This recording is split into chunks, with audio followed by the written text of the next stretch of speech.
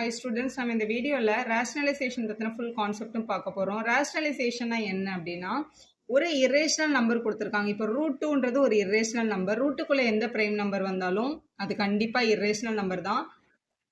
Irrational இந்த sense கண்டிப்பாக இது பிரைமாக இருக்கணும்னு அவசியம் இல்லை. ஃபார் எக்ஸாம்பிள் இப்போ √10 எடுக்கிறோம். 10 வந்து ஒரு பிரைம் நம்பர் கிடையாது, ஆனால் கூட இது ஒரு இரேஷனல். ஏன்னா இது ரூட்லேருந்து வெளில எடுக்க முடியாது நம்மளால. ஏன்னா ரெண்டு நம்பர் ஒரே மாதிரி ரூட்டுக்குள்ளே வந்து ஃபேக்டர்ஸாக இருந்தால் தான் அது வெளியே எடுக்க முடியும் இல்லையா. இப்போ 10 வந்து 2 5 தான் எழுத முடியும், அதை வெளியே எடுக்க முடியாது. √2வும் வெளியில் எடுக்க முடியாதனால இவங்க எல்லாம் இரேஷனல் நம்பர்.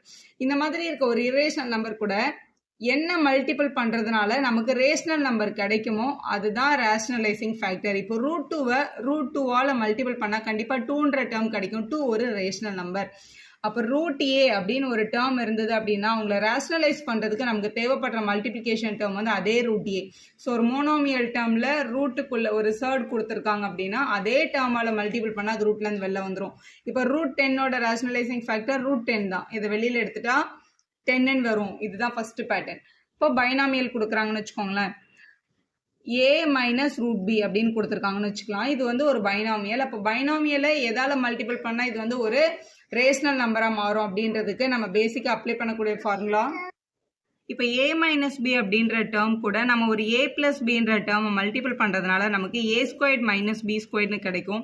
இப்படி கிடைக்கிறதுனால என்ன யூஸ் அப்படின்னு பார்த்தீங்கன்னா, ரூட்டில் இருக்கிற ஒரு நம்பர், இப்போ ரூட்டுக்குள்ளே ஒரு ஏயோ பியோ இல்லை ஏதாவது ஒரு நம்பர் இருக்குது, நம்மளை அவங்கள ஸ்கொயர் பண்ணும்போது ஸ்கொயரும் ஸ்கொயர் ரூட்டும் கட் ஆகிட்டு ஏன்னு ஆன்சர் கிடைக்கும் அப்படின்னு சொல்லலாம்.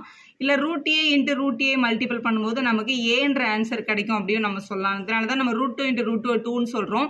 ஆக்சுவலாக ஏன் சொல்கிறோம் அப்படின்னா √2 இன்ட்டு √2 வந்து ஆக்சுவலாக √4 வெளியில் எடுத்தால் 2 வெளியில் வரும் அப்படின்னு நம்ம சொல்லிக்கலாம். ஸோ பேசிக்காக √a மல்டிபிள் பை √b பண்ணால் √ab அப்படின்னு நம்மளால எழுதிக்க முடியும். இங்கே இருக்கிற ஆர்டர் ஒரே மாதிரி இருந்தால் இவங்க ரெண்டு பேரும் எப்படி ஜாயின் பண்ணிக்கலாம். அடிஷன் சப்ட்ராக்ஷனில் இந்த மாதிரி ஜாயின் பண்ணுறது பாசிபிள் இல்லை, ஆனால் மல்டிப்ளிகேஷன் டிவிஷனில் இந்த மாதிரி ஜாயின் பண்ணிக்க நம்மளால முடியும். அதனால தான் √a √a மல்டிபிள் பண்ணால் நமக்கு a கிடைக்குது. ஏன்னா ரூட்டுக்குள்ளே a இன்ட்டு a வர்றதா தான் அர்த்தம். ஸோ a மைனஸ் √bன்னு கேட்டாங்கன்னா அவங்களுடைய ரேஷனலைசிங் ஃபேக்டருக்கு நம்ம a பிளஸ் √bன்னு எடுத்தோம்னா இந்த ஃபார்முலா அப்ளை பண்ணி இதை ரூட்லேருந்து நம்மளால் வெளியே கொண்டு வந்து ஒரு ரேஷனல் நம்பரை கண்டிப்பாக மாற்ற முடியும். இந்த ரெண்டு டேர்மே ரூட்டில் இருந்தால் கூட அது பாசிபிள்.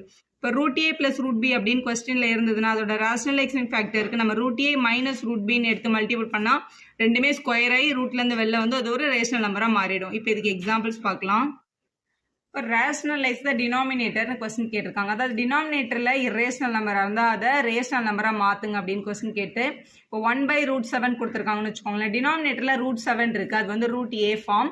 √7ஓட ரேஷனலைசிங் ஃபேக்டர் யாருன்னா அதே √7 தான். அதனால மல்டிபிள் அண்ட் டிவைட் பை √7 பண்ணுங்க. ஏன்னா ஒரு நம்பரை வந்து டினாமினேட்டரில் கொண்டு போய் நம்ம டேரெக்டாக மல்டிபிள் பண்ண முடியாது. என்ன பண்ணுறது இருந்தாலும் நியூமரேட்டர்லையும் பண்ணணும், டினாமினேட்டர்லையும் பண்ணணும். இப்போ 1 × √7 ஆகிடும். கீழே √7 × √7 7 கிடைக்கும். டினாமினேட்டரில் ரேஷனல் நம்பர் கிடைச்சாச்சு. அப்போ நம்ம ரேஷனலைஸ் டினாமினேட்டர் பண்ணிட்டு தான் அர்த்தம். ஸோ இதுதான் நம்மளோட ஃபைனல் ஆன்சர். இப்போ சப்போஸ் கொஸ்டினில் 1/√5 + √2 அப்படின்னு கொஸ்டின் கொடுத்துருக்காங்கன்னா இது வந்து ஒரு பைனாமியல் டேர்ம். இந்த பேட்டர்னில் இருக்குது, √a + √b மாதிரி இருக்குது. அப்போ இவங்களோட ரேஷனலைசிங் ஃபேக்டர் யார்? √5 மைனஸ் √2. இவங்களால மல்டிபிள் அண்ட் டிவைட் பண்ணணும். ஸோ இப்படி பண்ணலாம். இப்போ நியூமரேட்டரில் 1 × எனி டேர்ம் அதே தான் வரும். அதனால மேலே √5 மைனஸ் √2 அப்படியே எழுதிக்கலாம். டினாமினேட்டரில் ஒரு a + bயும் ஒரு a மைனஸ் பியும் இருக்குது பாருங்கள். ஒரு a + b கூட ஒரு a மைனஸ் பியை மல்டிபிள் பண்ணும்போது அதோட வேல்யூ a² மைனஸ் b² கிடைக்கும். இதில் a வேல்யூ √5, அதனால √5² மைனஸ் b வேல்யூ √2, அதனால இங்கே √2² அப்படின்னு எழுதிக்கலாம். நியூமரேட்டரில் ஒரே ஒரு பைனாமியல் தான் இருக்குது, அதை நம்ம எதுவுமே பண்ண முடியாது, அதை அப்படியே ஹோல்ட் பண்ணிக்கோங்க. டினாமினேட்டரில் √5 ஸ்கொயர் பண்ணால் √5 × √5 5ன்னு வரும். இல்லை ஸ்கொயரையும் ரூட்டையும் இப்படி நம்ம கட் பண்ணி 5ன்னு கூட எழுதிக்கலாம்.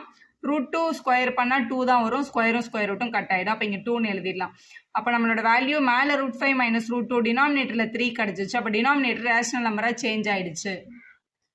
நெக்ஸ்ட் கொஸ்டின் பாருங்கள். இந்த கான்செப்டை பேஸ் பண்ணி கேட்குற கொஸ்டின். a = 7 - 4√3னா √a + 1/√aக்கு வேல்யூ கண்டுபிடிங்க அப்படின்னு கொடுத்துருக்காங்க. எடுத்தவொடனே இந்த டேர்மை கொண்டு போய் ரூட்டில் சப்ஸ்டியூட் பண்ணி எல்சிஎம் எடுத்து போட்டிங்கன்னா ரொம்ப லாங்காக இருக்கும் கொஸ்டின்.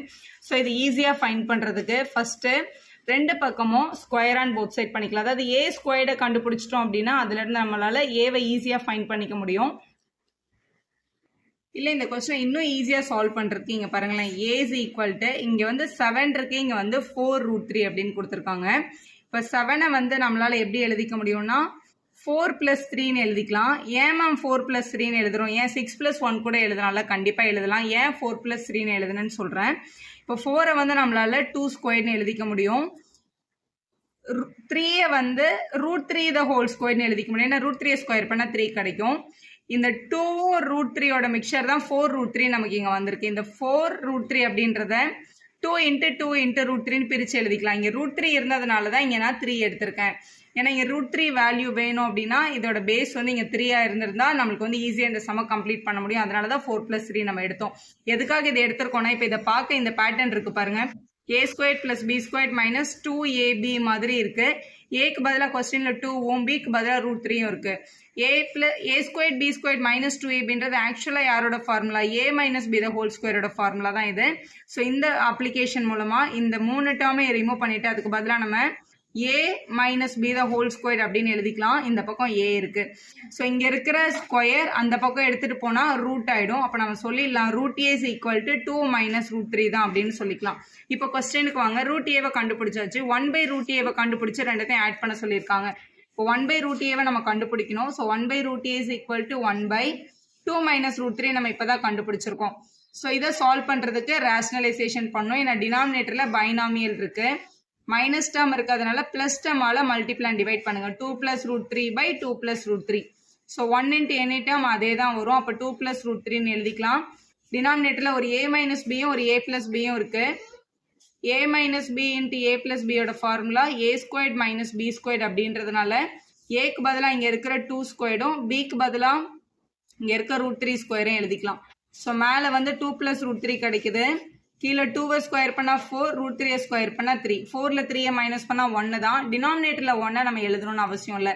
அப்போ 1/√a வேல்யூ 2 + √3 அப்படின்னு கிடைக்குது. அதை நம்ம கண்டுபிடிச்சிட்டோம். இப்போ ஃபைனல் கொஸ்டினோட ஆன்சருக்கு வரலாம். a + 1/√a வேல்யூ என்ன அப்படின்னு கேட்டிருந்தாங்க. √a வேல்யூ 2 - √3ன்னு ஃபைண்ட் பண்ணியிருக்கோம். 1/√a வேல்யூ 2 + √3 அப்படின்னு நம்ம ஃபைண்ட் பண்ணியிருக்கோம். ஸோ ப்ளஸ் √3யும் மைனஸ் √3யும் ஆட் பண்ணும்போது கேன்சல் ஆயிருக்கும். அப்போ 2 + 2 வேல்யூ 4 தான். அப்போ √a + 1/√a வேல்யூ 4 தான் அப்படின்னு கிடைக்குது.